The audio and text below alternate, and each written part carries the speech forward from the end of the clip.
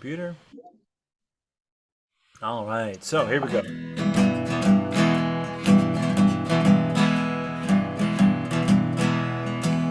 We're going to be talking about advertising. We're going to be talking about research and maybe planning. What do you know? But only the best kind. Only the best kind there is.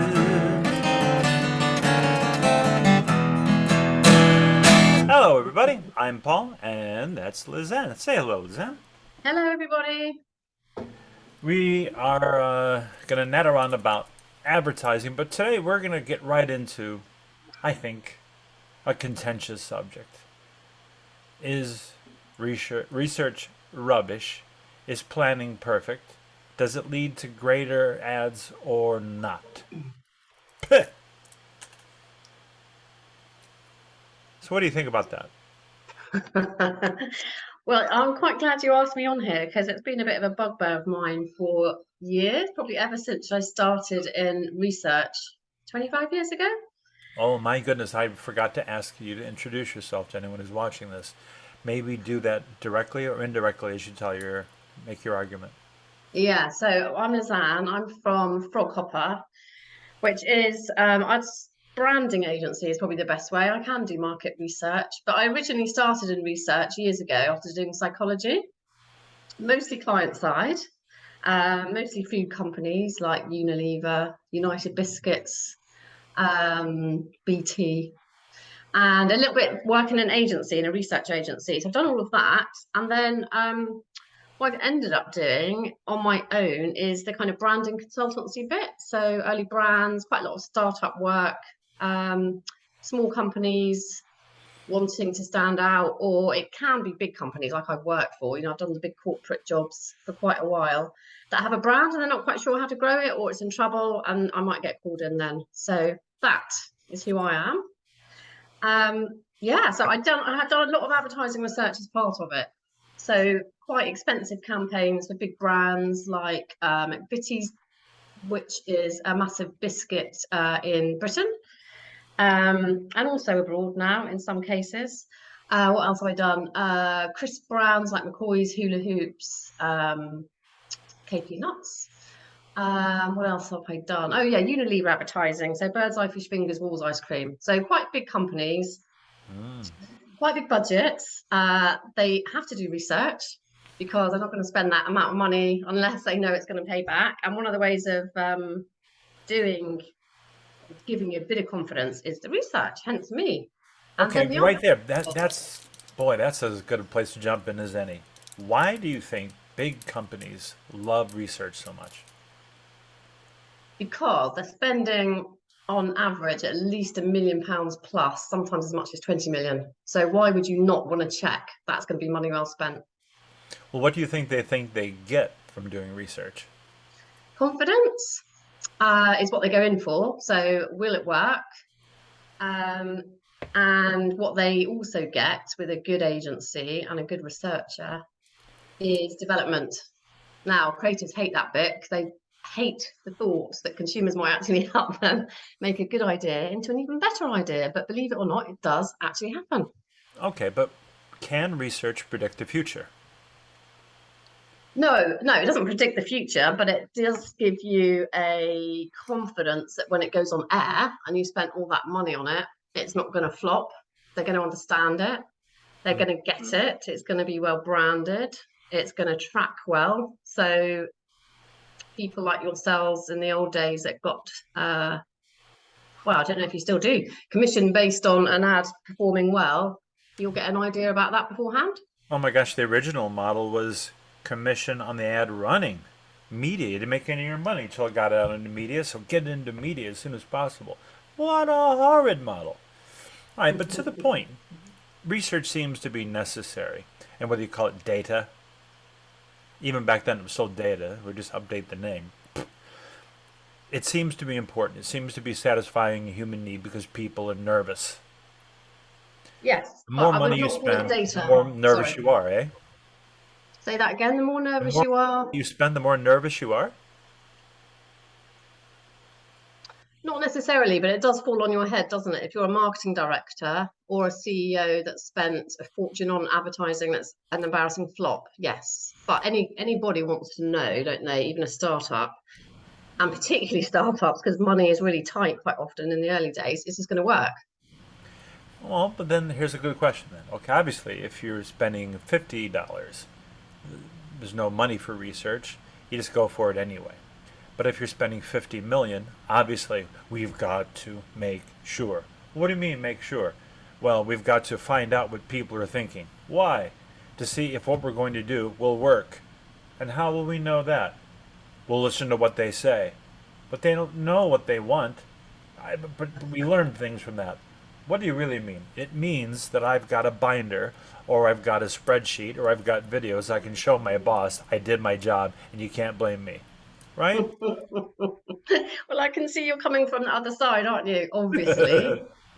Um, the other interesting thing I'd say just quickly is that this whole thing about it being data worries me a lot. When I do advertising research in the early stages, it's not data, it's a bit of insight into the idea. And I don't know if this is an American versus a UK thing, but I used to hear a lot that in the States, research was done quite differently. So in focus groups, you would have the poor old researcher there, the evil one, and then behind the mirror, you'd have the clients having their nice sandwiches and drinks and whatever else they've ordered to keep them happy.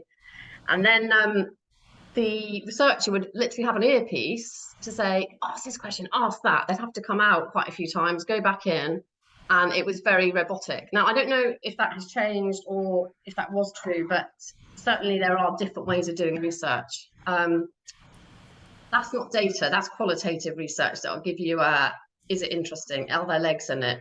Is there a creative idea? Got something there? And then you look at the execution. Well, I think we're going to have Perfect. to have more discussions on this one because we're opening up quite a problem. We can look at the way you do research, the behavior of what happens in the research, the process. We can really open this up, and we should. But I think the main stroke is you said something very important. You said I was from the other side. I don't think you know which side I'm on. You assume I'm on the creative side that is predispositioned to hate research. Likely, probably, but not necessarily. No, actually, I'm on the side of the people who have to be subjected to advertising. And And I've been in research. rooms where people have said things like, I don't like advertising. I don't believe in it. I don't trust it. I just want to get the information and I make my own decision. And you know what? Sometimes that is true. Not usually, because if you actually watch what people do, I'll give you an example of what I think is called research done right. Um, Even though the current campaign, which is the second time it's risen from the grave, I think is largely crap. But the Jack in the Box advertising with Jack. Well, when Shia Day got the account from Jack in the Box, the planner, and we'll talk about the history of planning another time, but the planner who was doing the research, what they did, they found people who were fast food eaters. And they didn't put them in a room and ask them questions and have questions handed to them. They actually got vans. They put people in vans during, a typical time when people went through the drive-through, and they drove through all the competitors and listened to what people had to say. And at that time in America, it was pretty much a McDonald's and Burger King and everybody else. And without going on very long, I'll tell you the insight they got. And me, I learned a long time ago, an insight is a truth that makes someone on the team uncomfortable. Because if no one's made uncomfortable, then why should you change anything? An insight should lead you to do something different. What they learned in this little exposition, this expedition actually, they found what people were saying when they got to Jack in the Box. There was a feeling of, I remember Jack in the Box. They were the first with the drive-through and the talking clown and everything, but man, it's like a binary horse race or a political model like we have in the United States. They so seem to yearn for a third party, a challenger, You know, that would be somewhat invigorating. You know, things were stale. We needed something to shake it up a little bit, and they had fond feelings about that. So the planner essentially got back and said, well, here's what we've learned. Everyone sees it as a two-horse race, and someone needs to be bold and challenge all that. And that, the actual words that they delivered, I don't have access to. I can guess, but the truth is, how did you do research? You actually got into a world that was as close as possible how people really believe. It's sort of like when you have children and they grow up to be teenagers and you're driving them everywhere. As a parent, if you want to learn what's going on, you drive and shut up. And you'll hear everything you want to learn eventually. That's true. And that planner and what they did with their teams to do that, I thought was a pretty brilliant way of trying to find out how people actually feel about something to sort of point towards a ripe future rather than to hedge bets. Well, that sounds good to me. So you're on the side of research after all, if it's Yeah. done well. Well, so the point is, we could be he said, she said in this. We'll have some fun with it because we like to provoke each other. It's fun. And I think we can show examples in our future conversations of fantastic ads, and you could talk about the hard research that either gave birth to it or made people comfortable enough to buy the ad, whichever. Because what's the goal, right? Great ads. And I may talk about very, very interesting ways of doing research and planning that also led to great ads. Because overall, what's the goal here? We hate bad advertising, it's true. We like the good kind. It stands out and makes you think and sometimes feel. But how do you get there?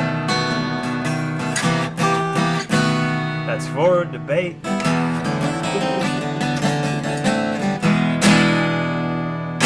Thank you, Lizanne. Tune in next time, and we're going to go a little deeper into these processes, these paradigms, the agendas, and what makes great versus good. Brilliant. So, until next time. Bye bye. Thank you. I would have joined in with my piano at the back and my singing, but both are dreadful. So I think we'll just end it there, shall we? Save everybody's ears. Thank you. Absolutely. All right, so bing.